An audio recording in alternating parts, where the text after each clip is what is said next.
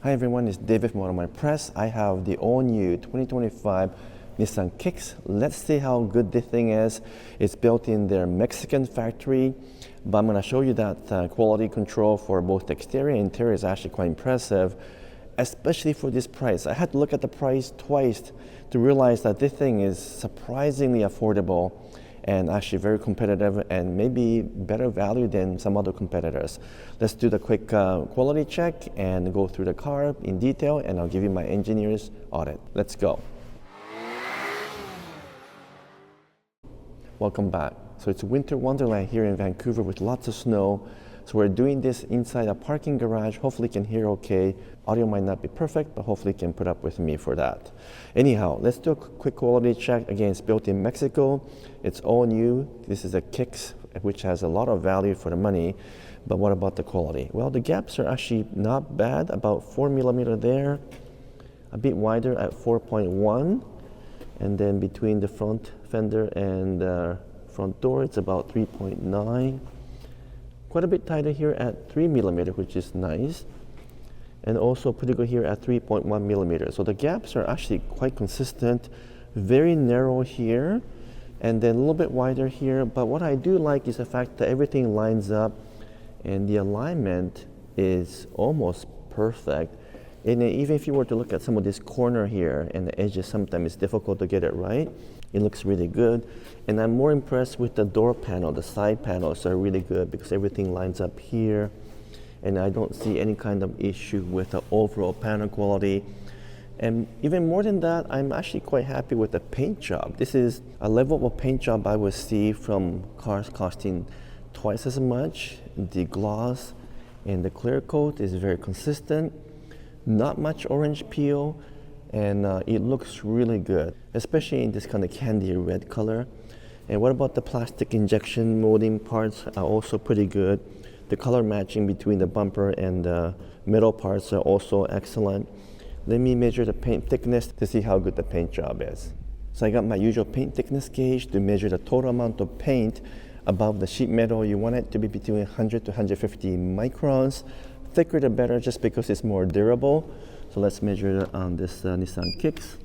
127 microns in the hood, 122 on the front fender, 116 front door, and one more 114, and also the rear quarter panel 144. So actually the paint thickness is a bit thicker than what you will find in typical Toyota models.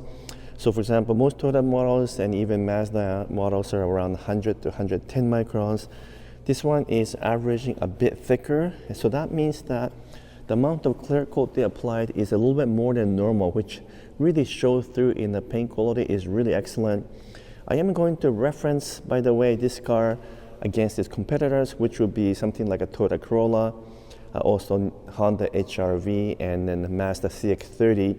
You could argue that this is creeping up to the Mazda CX-50 price range, but I would say the CX-30 is the closest competitor. So when I take it for a drive, I'll talk a little bit more about the competitors and how this thing competes against those, so you can make your own decision as to which car might be the best one for you. So let's take a look inside, see how the quality is, and go for a drive.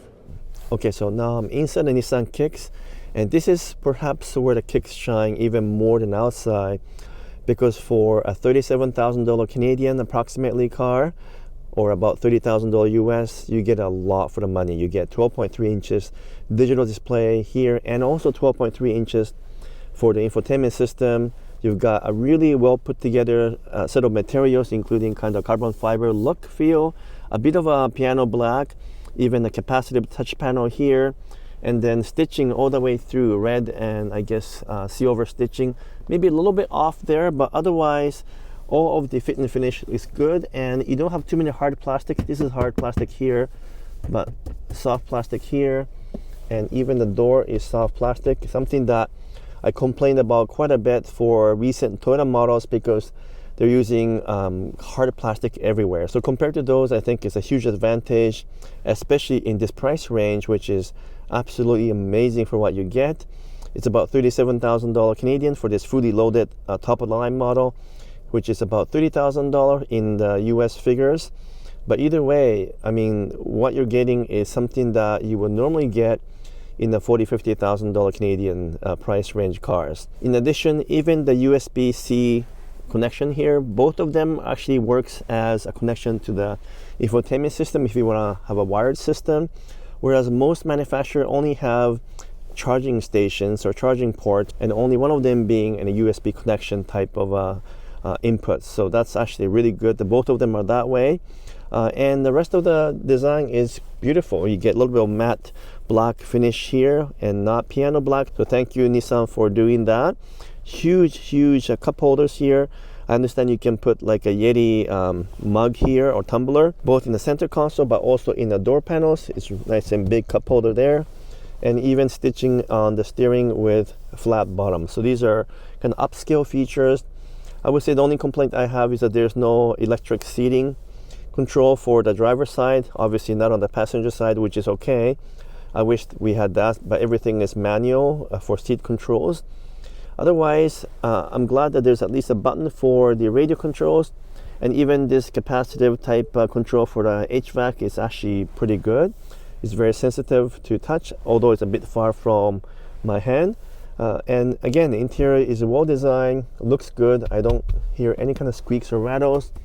And other than maybe just a little bit of a misfit right here, and also slightly misaligned stitching over here, otherwise everything looks really good. So let's take it for a drive and see how this thing performs on the road. Okay, so I'm gonna take this thing for a drive and give you some feedback. But before I do that, I also want to mention some of the competitors again, which is Toyota Corolla Cross, which is a little bit larger. That one is made in the US. And also the corresponding counterpart, which is the Mazda CX-50. Those two models are not related, but they're built in the same Mazda Toyota manufacturing plant in Alabama. So they do compete with this one, although both of them are bigger and more expensive than the Nissan Kicks.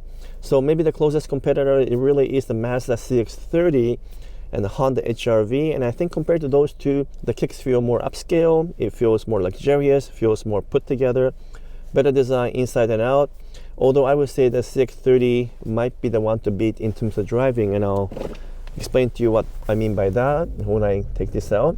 Now keep in mind that right now Vancouver is in a complete winter wonderland situation with a lot of snow that fell down the last couple of days, and so it's not the best condition to be taking out the press car. But this car has all-wheel drive, and that's the way it is for Canadian models. And it has winter tires as well, so it's actually surprisingly grippy considering that this is a small and light cars. So yeah, it's actually quite good in snow and even in icy conditions. But the main thing is that the 2-liter 4-cylinder engine works as expected. It's smooth, reasonably peppy, not super powerful. I think it's 141 horsepower, so it's okay and acceptable. But it has a pretty good pep right off the bat when you step on the gas.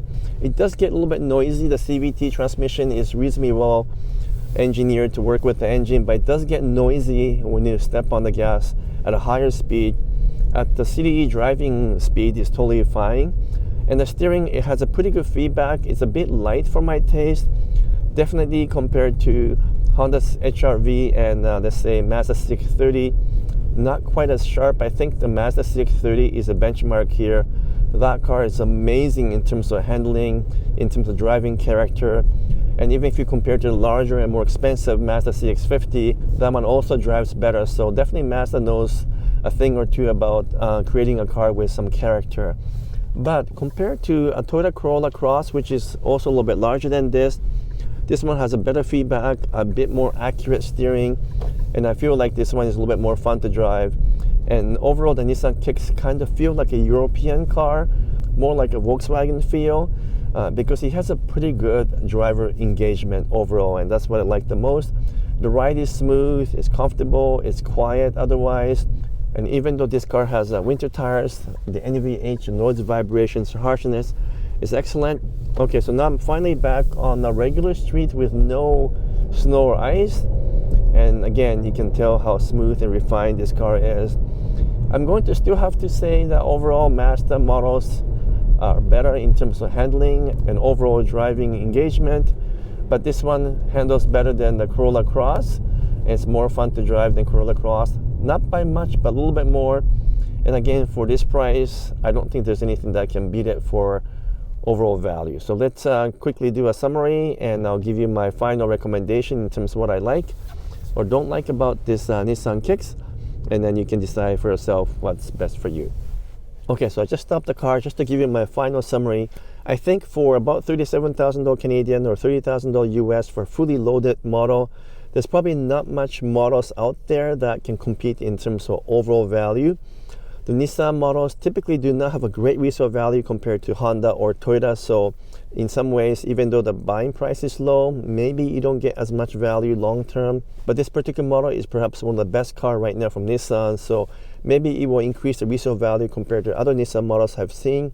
But overall, what can I say? Well, if you want the best handling, most fun to drive cars in this price range, I would go with a Mazda CX-30 or pay a little bit more and go for Mazda CX-50. If you want the best reliability, you probably still have to go to Toyota Corolla Cross. But if you want to maximize value in terms of features, in terms of overall driving feel, good NVH, and good selling price, the Nissan Kicks comes to the top of my list in terms of my recommendation. You have to take it for a drive and decide what's best for you.